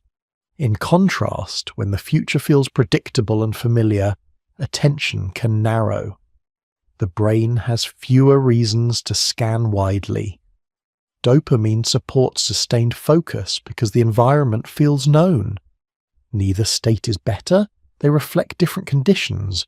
Avoiding productivity framing is important here, because attention is not meant to be optimized in every moment. The brain did not evolve to maintain uninterrupted focus indefinitely. It evolved to adapt to changing environments. Dopamine helps with that adaptation. When attention wanders, it is often because the brain senses that something else might matter. This does not invalidate the current task, it simply reflects competing signals. Understanding this can soften self-judgment. Losing focus does not mean caring less. It means the brain is weighing multiple possibilities. Simple metaphors can help here. Attention is less like a fixed beam and more like a current. It flows toward areas of interest shaped by the landscape beneath it. Dopamine helps shape that landscape by highlighting certain features over others. Trying to force attention against that current often increases tension. Working with it begins by understanding why it moves. Over time, attention follows what the brain has learned to expect. If engaging deeply with something has repeatedly led to meaningful outcomes, dopamine supports that pattern. Attention settles more easily. If engagement has felt unrewarding or unpredictable, attention remains restless. This does not make attention unreliable. It makes it responsive. Even distraction has a role. It allows the brain to sample the environment, update predictions, and adjust priorities. Without it, attention would become rigid and unadaptive. The key point is that attention follows the signal of relevance, not the signal of importance as defined consciously.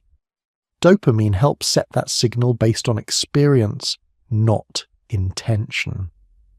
Recognizing this brings a sense of ease. Attention does not need to be fought or corrected constantly. It can be observed and understood. When attention drifts, it is often because the brain is listening to a signal shaped by learning. Dopamine has noticed something and gently nudged perception in that direction. Attention follows the signal because that is how the brain stays informed.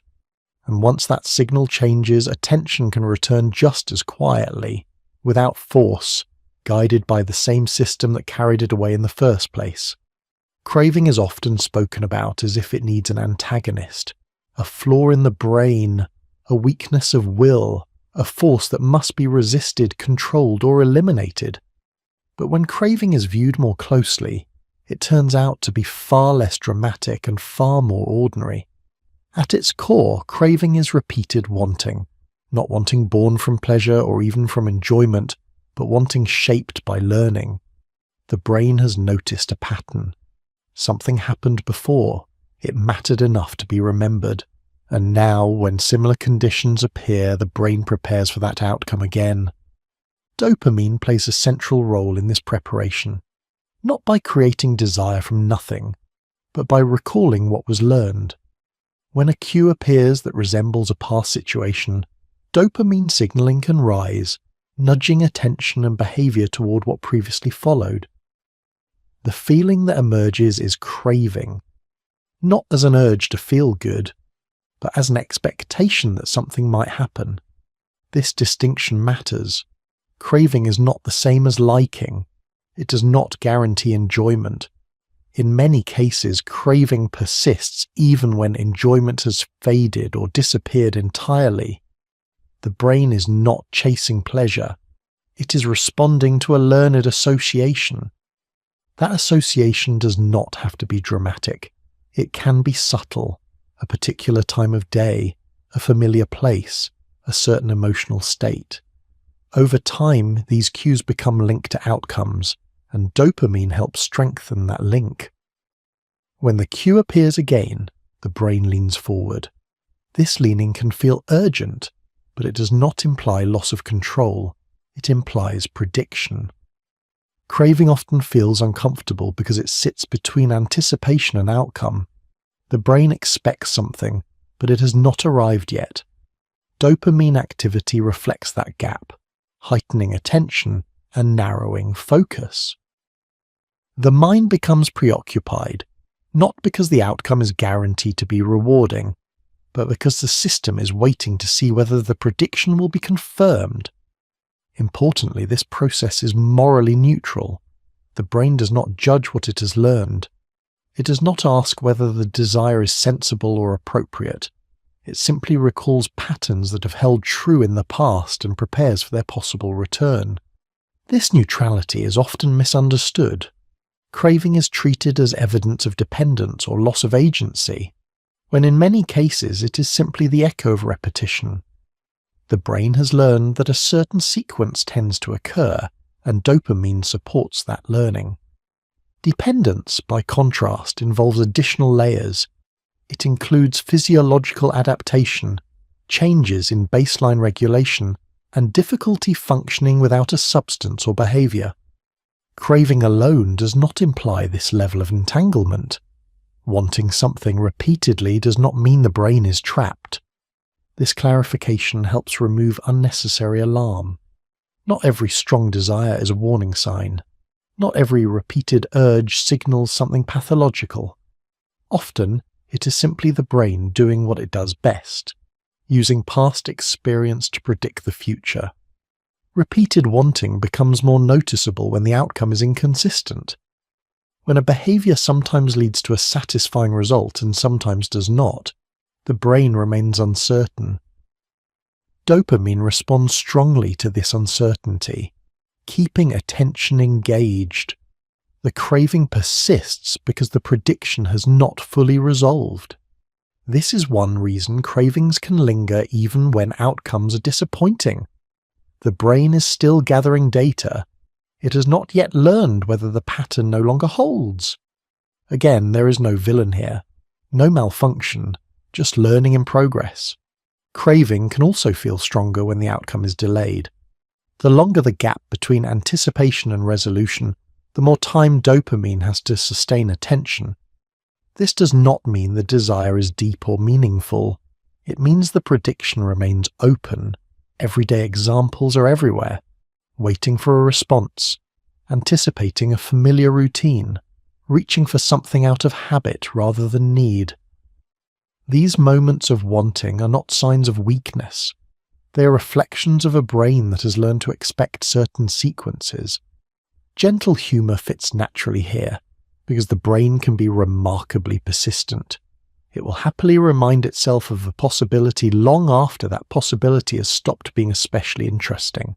Not out of stubbornness, but out of loyalty to past data. Understanding craving as a learning signal rather than a moral failing softens the experience. It creates space between the feeling and the story often attached to it. The urge does not have to be obeyed, but it also does not have to be feared. This perspective also clarifies why trying to suppress craving directly often backfires. The brain interprets suppression as significance. Attention increases. The signal becomes louder. Dopamine does not respond well to force. It responds to patterns. When a craving is met repeatedly, the pattern strengthens. When it's ignored occasionally, nothing dramatic happens. When the broader pattern changes consistently over time, the brain updates its expectations. Dopamine adjusts.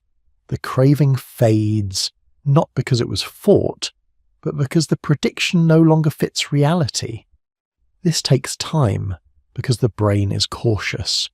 It does not discard learned associations lightly. That caution is protective. It prevents sudden changes based on limited evidence. Avoiding alarmist framing matters here. Craving is not a runaway process that inevitably leads to loss of control. It is a signal that reflects learning history. Signals can change. Understanding replaces urgency. Another common confusion arises when craving is equated with need. The body needs water. It needs rest. It needs certain nutrients. Craving operates differently. It is not a measure of necessity. It is a measure of expectation. The brain can crave something it does not need, and fail to crave something it does. This mismatch does not imply dysfunction. It reflects the difference between biological requirement and learned prediction. Desire in this sense is informational rather than directive.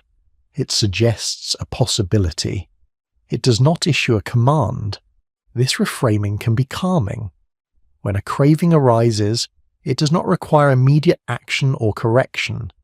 It can simply be noticed. The brain is rehearsing a prediction. That rehearsal will pass. Over time, as patterns shift, cravings adjust accordingly.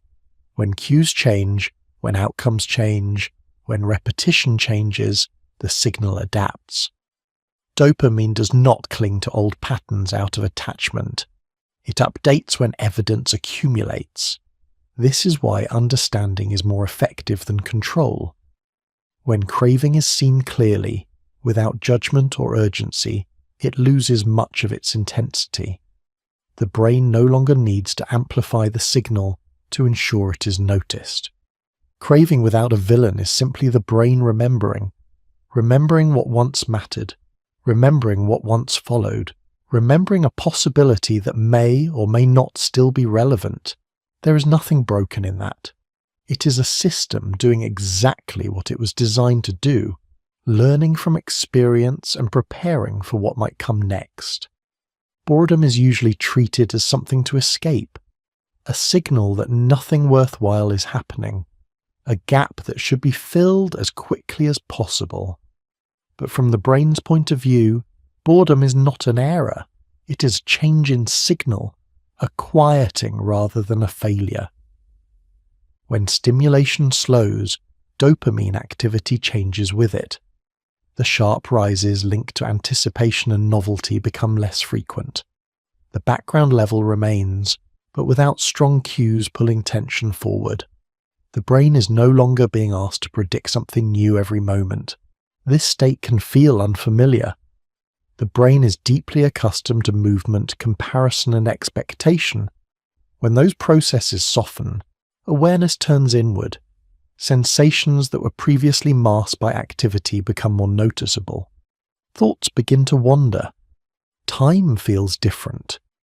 This is often labeled boredom, but what is really happening is neurological quiet. During rest, dopamine does not disappear. It shifts roles. Instead of highlighting external cues, it supports internal scanning. The brain reviews memories, explores associations, and rehearses possibilities without immediate direction. This wandering is not random. It is how the brain integrates experience. Stillness can feel uncomfortable because it removes structure. Without clear signals telling attention where to go, the mind floats. For a system built around prediction, this lack of direction can feel uneasy at first. The brain is used to leaning forward. When there is nothing to lean toward, it fidgets. This fidgeting often takes the form of restless thoughts. Ideas surface without invitation. Memories appear unexpectedly. Attention drifts from one internal scene to another. This is not distraction. It is the brain operating in a different mode. In this quieter state, dopamine activity becomes more diffuse. Instead of sharp signals tied to specific cues, There is a gentle background influence that allows thoughts to move freely. The brain is not chasing outcomes, it is exploring. Boredom, then, is not emptiness, it is space. Space can feel uncomfortable if it is unfamiliar. When the brain has spent long periods responding to frequent signals, stillness feels like a drop in intensity. The contrast can be mistaken for something missing, but nothing has been taken away.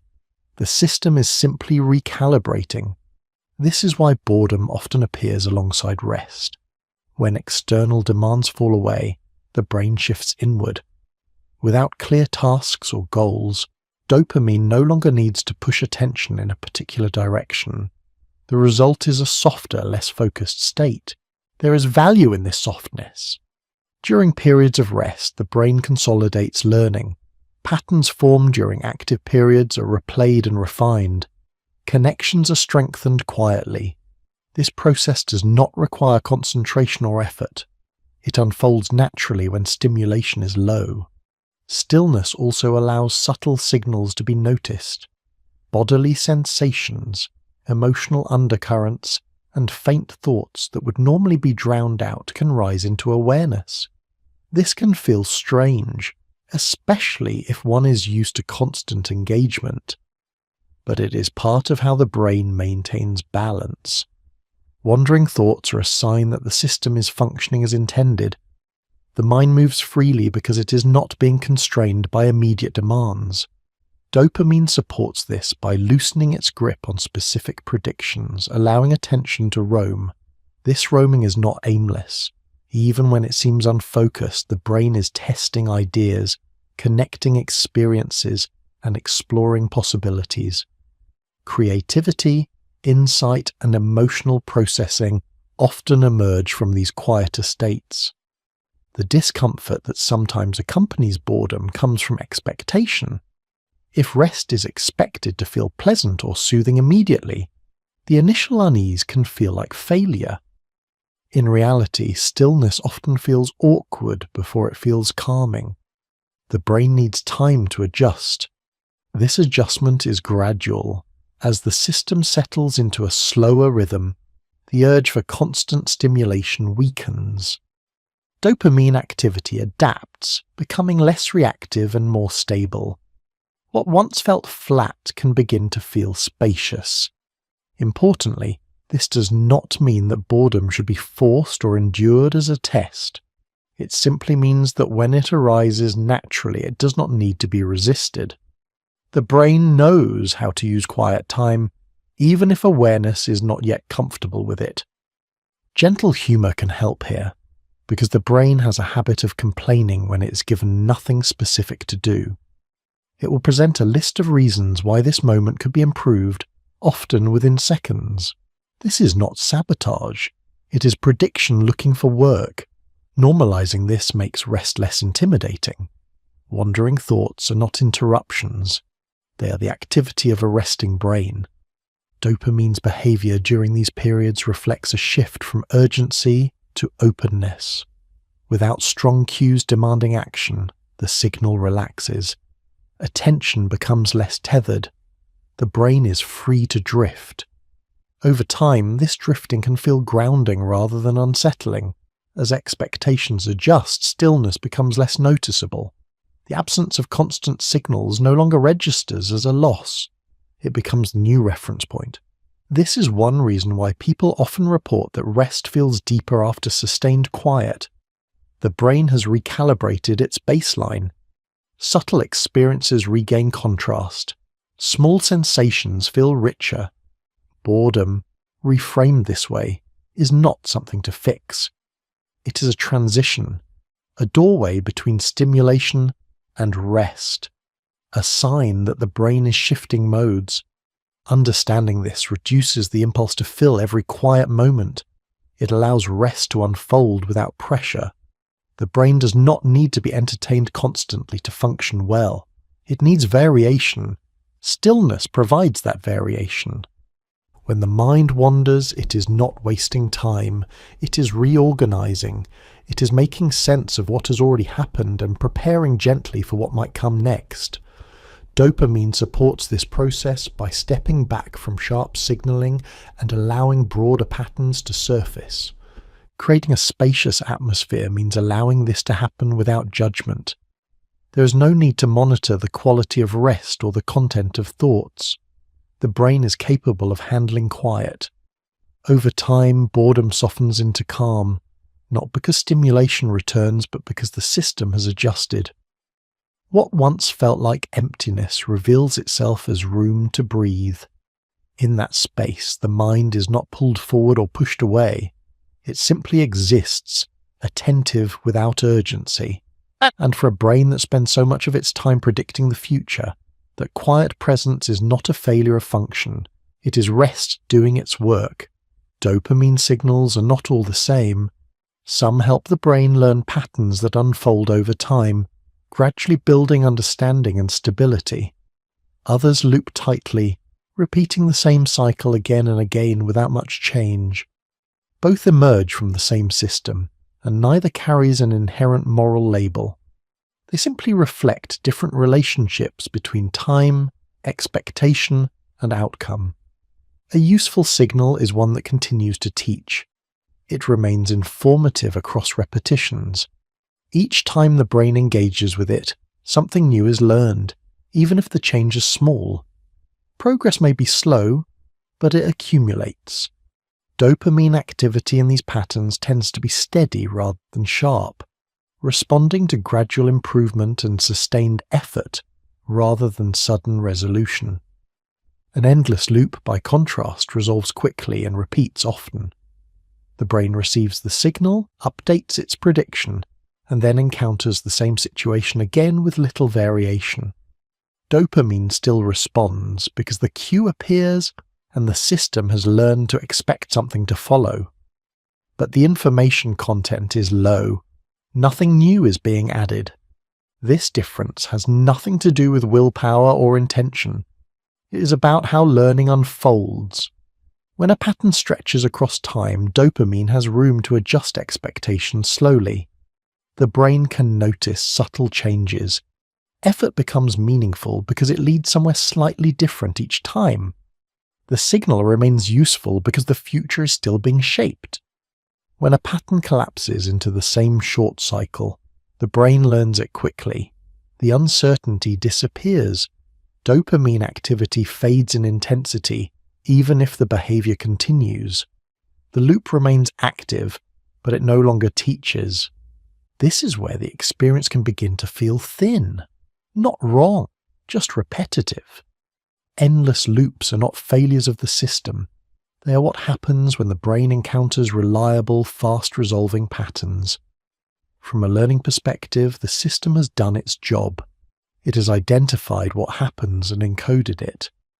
There's no reason for dopamine to remain strongly engaged. Sustainable patterns, on the other hand, are often slower and less obvious. They involve effort that does not resolve immediately. Outcomes are delayed. Feedback arrives gradually. Dopamine responds by supporting persistence rather than excitement. The signal does not spike, but it doesn't vanish either. Time is the key difference. When learning unfolds over longer timescales, dopamine activity remains relevant. Each repetition still carries uncertainty. The brain is still adjusting its model. Meaning emerges not from intensity, but from accumulation. This does not mean that slow patterns are always preferable, or that fast ones should be avoided. The brain uses both. Quick loops allow rapid adaptation. Slow patterns allow deeper learning. Problems arise only when one is mistaken for the other. Endless loops can feel unsatisfying when they are expected to provide meaning. They were never designed for that. They provide information quickly and efficiently, then move on. Asking them to deliver depth is like asking a snapshot to tell a long story. Sustainable signals feel different because they are embedded in time. Effort is part of the learning. Repetition adds texture rather than redundancy. Dopamine supports this by reinforcing the relationship between persistence and gradual change. Meaning in this sense is not something dopamine produces directly. It emerges when patterns align with time and effort in a way the brain can integrate. Dopamine helps mark the path, but the sense of meaning develops through accumulation. This distinction can be observed without judgment. It does not require categorizing behaviors as good or bad. It simply involves noticing whether a pattern continues to teach, or whether it has begun to repeat without variation. When a loop no longer teaches, the brain still responds out of habit. Dopamine signaling may be smaller, but the pathway remains active. The behavior continues because it is familiar, not because it is informative. Again, there is no villain here. The system is consistent. What often changes is expectation. When a familiar loop no longer provides the feeling it once did, disappointment can arise. The assumption was that repeating the pattern would restore the original experience. Dopamine does not work that way. Once the prediction is settled, the signal moves on. Sustainable patterns rarely produce dramatic peaks. They offer something quieter, a sense of continuity, a feeling that effort connects to outcome, even if that connection is not immediately rewarding. Dopamine supports this by maintaining engagement without demanding constant novelty. This can feel subtle enough to be overlooked. In a world filled with fast signals, slow learning does not announce itself loudly. It unfolds in the background, shaping behavior and expectation without spectacle. Observing this difference does not require correction or intervention. It simply requires noticing how different patterns feel over time, not in the moment, but across repetition. Endless loops often feel compelling at first and flat later. Sustainable patterns often feel unremarkable at first and steadier later. The timeline matters. This perspective removes urgency. There's no need to eliminate loops or chase sustainability. The brain already adapts. When a pattern stops providing information, dopamine signaling adjusts. Interest wanes naturally. Attention drifts. When a pattern continues to teach, the system stays engaged. Not with excitement, but with persistence. Meaning grows in that persistence. Not because dopamine demands it, but because the brain has learned that effort over time leads to change. That learning becomes part of expectation. The future begins to feel connected to the present. This connection is what differentiates a useful signal from an endless loop. One continues to refine the brain's understanding of what is possible. The other has already delivered all the information it has. Neither is wrong. They simply occupy different roles. Viewing them this way allows the system to be seen clearly, without judgment or pressure. Dopamine is not pushing toward one pattern or away from another. It is responding to what unfolds. Useful signals remain useful because they evolve. Endless loops persist because they repeat. Time reveals the difference. And with time, the brain adjusts on its own, guided by the same learning mechanisms that have been at work all along, quietly shaping behavior without instruction, correction, or blame. Understanding the brain often comes with an unexpected temptation. Once something is explained, there is a quiet urge to manage it, to optimize, to step in and take control. Dopamine, because of its influence on motivation and desire, is especially prone to this response. If it shapes behavior, then surely it should be guided, restrained, or directed more carefully. But the brain does not respond well to being wrestled. Awareness and control are not the same thing. Awareness brings clarity. Control introduces tension. Dopamine systems, built to learn from patterns over time, react poorly to forceful intervention. They do not respond to rules or commands. They respond to experience. This is why fighting dopamine often backfires. When behavior is framed as something that must be suppressed or overridden, attention becomes narrowly focused on the very thing being resisted. The brain treats that focus as significance. dopamine activity increases, not because the behavior is being reinforced intentionally, but because the system has learned that this pattern now matters. Suppression sends a signal, not the signal intended, but a signal nonetheless. The brain does not hear internal instructions the way language-based thought does. It hears repetition, emphasis, and emotional charge. When a behavior becomes the center of effortful resistance, it is marked as important. Dopamine responds accordingly. This can feel frustrating. The harder control is applied, the louder the signal becomes. The experience is often interpreted as failure of discipline or self-regulation. In reality, it is the learning system doing exactly what it was designed to do, amplifying what appears significant. Understanding this changes the role of awareness.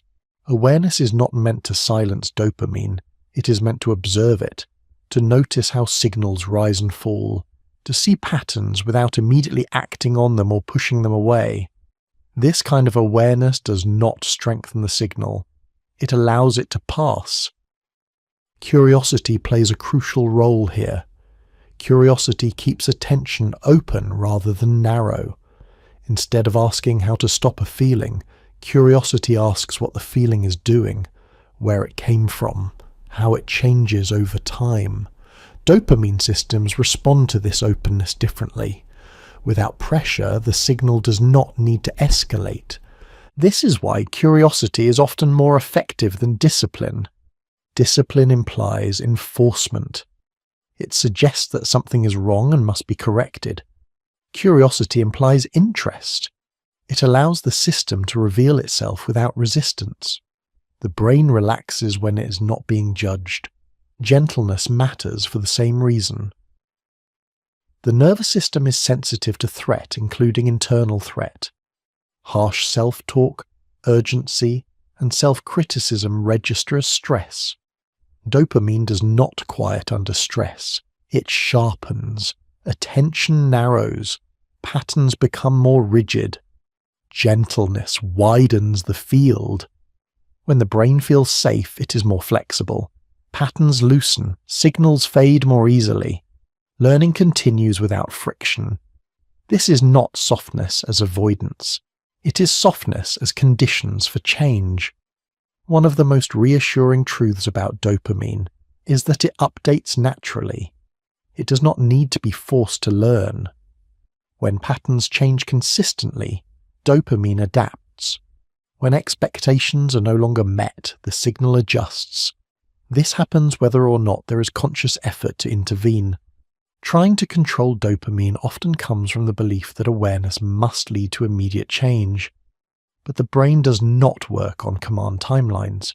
It works on exposure and repetition. Understanding accelerates nothing. It simply removes confusion. This removal of confusion is powerful when behavior is seen clearly, without the need to label it as good or bad. The emotional charge around it decreases. Dopamine responds less strongly when attention is calm and observational. The signal does not disappear, but it becomes less demanding. This is why noticing an urge without acting on it or suppressing it can feel strangely effective. The brain expected resistance or reinforcement. It received neither. The prediction did not resolve in the usual way. Over time, the pattern loses strength. Again, not through control but through learning. Self-compassion supports this process. Compassion reduces threat. It tells the nervous system that nothing urgent needs to be fixed. Dopamine signals become quieter when urgency drops. The system no longer needs to push attention toward immediate resolution. It is important to say this clearly. Gentleness is not passivity. Curiosity is not avoidance. Understanding is not indulgence. These approaches do not mean that behavior never changes. They mean that change happens without struggle. The brain learns best in low-pressure environments. This is true of children learning language, adults learning skills, and nervous systems adapting to new patterns. Stress narrows learning. Safety expands it. When dopamine is treated as an enemy to be defeated, the system becomes defensive. When it is treated as information to be understood, it becomes cooperative. There's also relief in recognizing that not every signal needs to be acted on. Dopamine can suggest without commanding. An urge can arise and pass without meaning anything more than a learned association surfacing briefly. Allowing that movement reduces the sense of obligation. Understanding creates distance. Not distance from experience, but distance from compulsion. The signal is seen as a signal, not a verdict. This perspective is calming because it restores choice without force. Many people fear that without control behavior will spiral, that without discipline nothing will change. But dopamine systems are already self-correcting. They respond to consistency, not intensity. Gentle shifts repeated over time reshape patterns more reliably than dramatic interventions. This is not something that must be remembered constantly. The brain does not need reminders. It needs experience. When experience changes, learning follows. Understanding simply allows experience to change without resistance. It also allows moments of difficulty to be met without alarm. A strong urge, a restless period, a familiar loop does not mean progress has been undone. It means the system is expressing a learned pattern. Patterns surface before they fade. This is part of the process, not a setback. Gentleness toward oneself keeps the system open during these moments. Harshness closes it. There is a quiet confidence that comes from this approach. Confidence not in control, but in adaptability. The brain has learned countless patterns across a lifetime. It can learn new ones. It does not need to be forced. Curiosity asks simple questions. What is happening? What usually follows? What changes if nothing is done? These questions are not interrogations. They are invitations. Over time, this way of relating to dopamine reduces fear. Signals lose their power to intimidate. Behavior becomes less charged. Understanding replaces urgency. This does not mean that desire disappears. It means desire becomes easier to hold. It becomes something that can be noticed, felt, and allowed to move without immediate response. That is a form of freedom, though it rarely announces itself as such. Understanding without trying to control is not a technique. It is a stance, a way of standing beside the brain rather than against it. Watching patterns unfold without grabbing them or pushing them away. Dopamine continues to do its work in this space. It learns, it updates, it adjusts, quietly. And in that quiet there is reassurance. Nothing needs to be forced. Nothing needs to be fixed in a hurry. The system is not broken. It is learning, as it always has. Understanding is enough to let that learning continue. Dopamine is often spoken about as if it were in charge, as if it sits somewhere in the brain issuing instructions, pulling behavior in one direction or another, deciding what happens next. From that perspective, it can feel like a ruler, measuring desire, enforcing motivation, and deciding what is pursued. But that picture gives dopamine far too much authority. What dopamine actually does is quieter and more subtle. It does not command behavior. It does not make choices. It does not decide what matters in any deep or personal sense. It signals. It guides. It reflects what the brain has learned so far and offers suggestions based on that learning. Throughout this journey, a pattern has emerged. Dopamine responds to anticipation rather than outcome. It adjusts to repetition rather than intensity. It learns slowly through experience and updates cautiously over time. Motivation rises not because something feels good, but because the brain expects that action may lead somewhere. Desire persists not because pleasure is guaranteed, but because a pattern once held true. Seen together, motivation, learning, and desire are not separate forces pulling in different directions. They are different expressions of the same underlying process. The brain is constantly predicting the future based on the past, and dopamine helps shape those predictions. Motivation is the pull toward action when the brain expects progress. Learning is the adjustment of that expectation when outcomes differ from what was predicted. Desire is the felt anticipation that arises when the future is still uncertain. Dopamine weaves through all three, not as a driver, but as a guide. A guide does not force movement, it points. This distinction matters because it restores a sense of space. If dopamine were truly in control, behavior would be automatic and rigid. But behavior is flexible. Patterns can change, expectations can update. New learning can take place. Dopamine supports these changes when experience provides consistent evidence. Choice emerges here, not as an act of willpower imposed on the brain, but as a natural outcome of understanding. When signals are seen clearly, they lose some of their urgency. When patterns are recognized, they become less mysterious. The brain no longer needs to shout to be heard. Understanding does not override dopamine, it changes how dopamine is interpreted. An urge can arise without becoming an order. A pull toward action can be noticed without being obeyed immediately. Motivation can exist without being pleasant. Desire can pass without being satisfied. None of this requires suppression or control. It requires awareness. This awareness creates room for choice, not by silencing the signal, but by placing it in context. Dopamine says, based on what has happened before, this might matter. It does not say, this must happen now. When that difference is felt, behavior becomes less reactive. Actions are no longer taken simply because a signal appeared.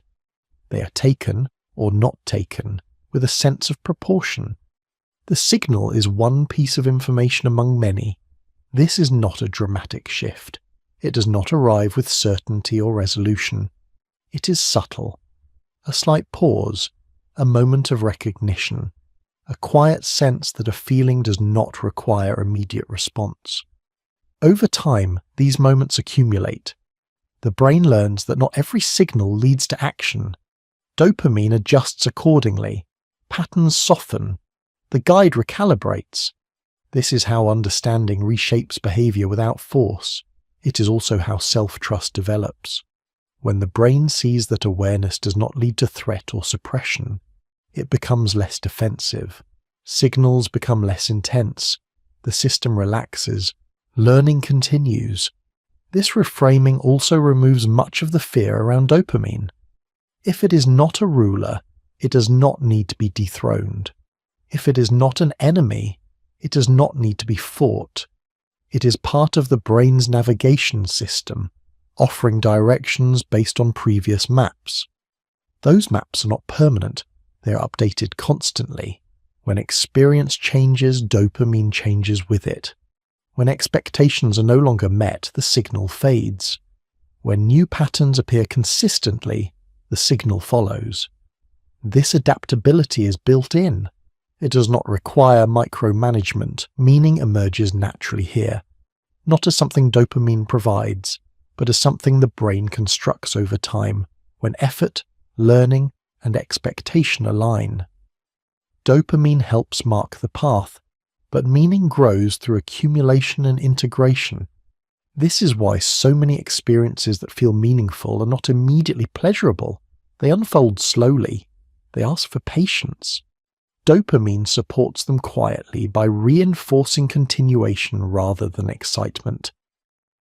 Fast signals, slow signals, desire, boredom, motivation, rest. All of these states coexist within the same system. None of them are mistakes. They reflect different phases of learning and prediction. Understanding this allows them to be met without urgency. A restless moment does not mean something is wrong. A flat moment does not mean something is missing. A strong desire does not mean something must be acted on. These experiences are signals, not commands. Dopamine guides attention toward what might matter based on the past. Awareness allows the present to decide. This is where choice lives, not in controlling the signal, but in responding to it with perspective. The brain offers information. Experience offers context. Behavior emerges from the conversation between the two. Preparing for close does not require a conclusion in the usual sense. There is no final lesson here, no rule to apply, no behavior to adopt. The point is not to arrive somewhere different, but to see where you already are more clearly. Dopamine will continue to rise and fall. Motivation will fluctuate. Desire will appear and fade. Habits will strengthen and loosen. None of this stops. What can change is the relationship to these signals. When dopamine is seen as a guide rather than a ruler, its influence feels less absolute. It becomes one voice among many, offering suggestions based on history rather than demands about the future. This perspective is gentle by nature. It does not require constant attention. It does not need to be remembered perfectly. Even forgetting it is part of learning. The brain will encounter the same patterns again and again, each time with slightly more context. Over time, understanding settles in quietly. It does not announce itself. It shows up as less tension, less urgency, more room to pause. Behavior shifts not because it is forced, but because it no longer needs to be pushed so hard. The system continues to function as it always has, learning from experience, updating predictions, guiding attention. But now it does so in a landscape that feels less crowded by misunderstanding. Dopamine remains what it has always been, a chemical messenger, a learning signal, a quiet guide, not a ruler, and in that distinction there is space. Space to notice, space to choose, space to let signals come and go without fear. As this exploration draws toward a softer close, there is nothing to hold on to and nothing to resolve. The brain will keep doing its work, whether it is being observed or not. Understanding simply makes that work easier to live with. And sometimes that is enough. Dopamine has been described in many ways, as a reward, as a trap, as a force that must be managed or mastered. But when all the layers are gently peeled back, what remains is something far quieter. Dopamine is not a verdict on behavior. It is not a judgment about character. It is not a measure of worth, discipline, or success. It is a learning signal, moving through the brain, shaped by experience, responding to patterns that have unfolded over time. Throughout this exploration, one idea has returned again and again. Dopamine does not command. It suggests. It does not decide. It reflects. It does not push life forward on its own. It simply highlights what the brain has learned might matter based on what came before. Seen this way, many experiences that once felt confusing begin to soften. The restlessness that appears without a clear reason. The motivation that feels heavy rather than energizing. The pull toward familiar loops that no longer satisfy. The flatness that sometimes follows constant stimulation. None of these are signs that something has gone wrong. They are signs that learning is happening. The brain is always adjusting, always updating its expectations, always comparing what it thought would happen with what actually did. Dopamine supports that process quietly, without commentary, without concern for how the experience feels in the moment. This can be reassuring. It means that nothing needs to be fixed in a hurry. Nothing needs to be optimized or corrected aggressively. There is no ideal dopamine level to achieve, no perfect motivational state to maintain.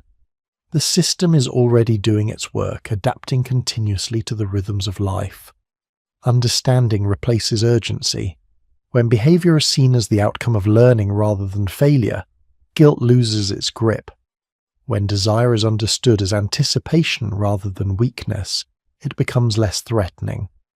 When boredom is recognized as quiet rather than emptiness, it becomes easier to sit with.